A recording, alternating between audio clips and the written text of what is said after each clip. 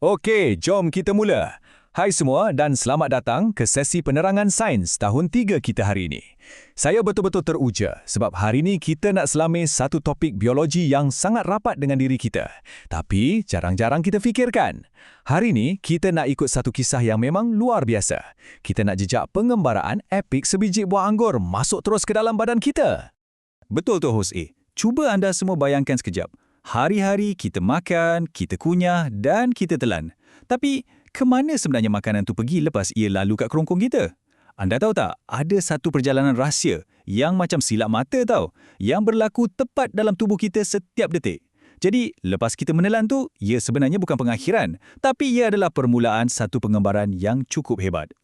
Okey, kita terus masuk ke bahagian pertama iaitu kisah si anggur. Untuk nampak majors ni dengan lebih jelas, jom kita kenal dengan wira kecil kita hari ini. Tengok tu wajah si anggur ni, nampak macam cuak kan? Tapi dalam masa yang sama, teruja nak masuk ke dalam terowong gelap dalam badan kita. Bentuk dia pun dah tak bulat macam biasa sebab dah dikunyah sikit kat mulut. Dan sekarang dia dah bersedia nak mengembara jauh ke dalam sistem badan kita. Menarik kan? Macam mana proses biologi ni kita boleh bayangkan melalui watak kecil ni. Tapi sebelum kita ikut si anggur ni pergi lebih jauh, mari kita tengok peta laluan kita dulu. Mesti kena ada urutan aliran makanan yang betul semasa pencernaan. Ia sangat berstruktur tau. Kita akan bermula dari esophagus, turun terus ke perut, lepas tu gerak pelan-pelan ke usus dan akhirnya tamat dekat dubur. Ini adalah 4 stesen utama yang kita wajib singgah hari ni. Seterusnya, kita beralih ke bahagian kedua, laluan sempit dari esophagus ke perut. Jom kita jenguk stesen pertama kita. Si anggur kita dah mula bersuara. Aduh, sempitnya laluan ni. Kemana aku nak dibawa ni? Macam itulah agaknya keluhan si anggur. Tiub ni kita panggil esophagus. Ia memang bukan terowong yang luas atau selesa. Ia satu laluan yang sangat sempit yang akan memerah dan menolak makanan yang dah dikunyah tadi perlahan-lahan ke bawah. Boleh rasa tak keresahan si anggur tu? Kena tolak ke satu destinasi misteri? Dan destinasi misteri itu adalah perut. Bila si anggur ni sampai je kat perut, suasana kat situ memang agak huru-hara sikit. Ada 2 benda dia perasan. Pertama, dia jumpa dengan kawan-kawan makanan lain yang kita telan sekali. Dan yang kedua, yang paling penting sekali, si anggur mendapati fizikal badannya makin lama makin mengecil. Sebab perut kita ni memang berfungsi untuk uli dan hancurkan makanan tu jadi bentuk yang lebih kecil dan hancur. Okey, sekarang kita masuk ke bahagian ketiga pula, usus, iaitu tapak penyerapan nutrien. Lepas dah kena uli hancur-hancur kat dalam perut tadi, perjalanan belum tamat lagi. Mari kita tengok apa beza perut dengan stesen kita sekarang ni, iaitu usus. Kat sinilah keajaiban sebenar berlaku tau. Kenapa makanan tadi mesti dihancurkan di perut? Sebab bila ia sampai kat usus, si anggur ni dah cukup kecil. Jadi barulah nutrien atau khasiat dia tu boleh diserap terus masuk ke dalam dinding usus kita. Proses serap khasiat inilah yang bagi kita tenaga nak berlari, main dan belajar hari-hari. Dan ini membawa kita ke persinggahan terakhir, bahagian keempat, dubur, untuk penyingkiran sisa.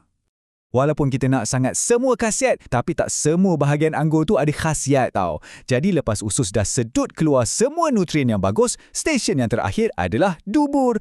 Mana-mana lebihan makanan yang badan kita dah tak nak, yang tak ada khasiat langsung, ia akan bertukar menjadi apa yang kita panggil tinja atau bahasa senangnya tahi. Sisa ni akan berkumpul kat sini, tunggu masa je nak dibuang keluar dari badan. Dan tamatlah pengembaraan wira kecil kita. Okey, kita teruskan ke bahagian kelima. Intipati terpenting tentang pencernaan makanan.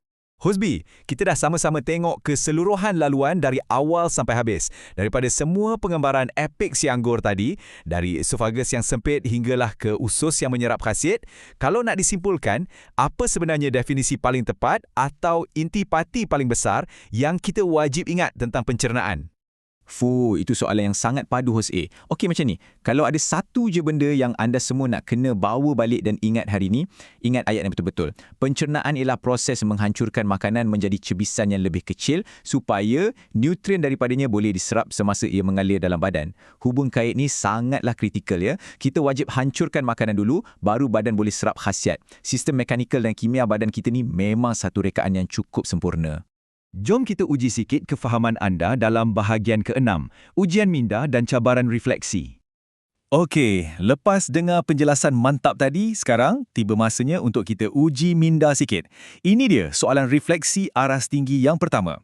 Berdasarkan logik pencernaan yang kita belajar tadi, cuba anda bayangkan tiba-tiba perut kita gagal berfungsi. Makanan langsung tak dapat dihancurkan. Anda rasa apa akan jadi bila makanan yang besar dan berketul tu tiba kat usus? Boleh ke usus nak serap nutrien untuk badan kita? Cuba fikirkan betapa pentingnya proses hancurkan makanan tadi untuk kejayaan badan kita serap khasiat.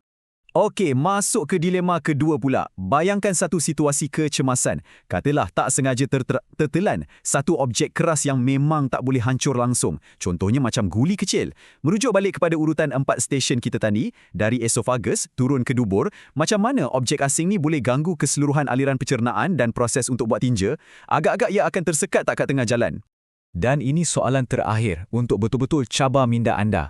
Dilema ketiga, kita ada dengar tadi si anggur merungut sebab esophagus tu sempit sangat kan? Tapi kalau kita fikir dari sudut rekaan biologi badan kita, kenapa esophagus tu mesti direka berbentuk tiup yang sempit memanjang dan bukannya berbentuk bag yang luas macam perut kita? Apa agaknya tujuan fizikal laluan sempit tu dalam nak pastikan makanan ditolak terus ke destinasi yang betul? Biar soalan-soalan hebat ni berlega-lega dalam fikiran anda. Fikirkan dilema ni baik-baik. Kami sangat berharap kisah si anggur tadi berjaya membuka mata anda semua tentang betapa hebat dan kompleksnya mesin dalam badan manusia kita ni bekerja. Betul tu. Jadi, teruskan semangat ingin tahu anda, sentiasa cari jawapan dan kita akan berjumpa lagi di sesi penerangan yang seterusnya. Terima kasih semua kerana sudi bersama kami. Jumpa lagi.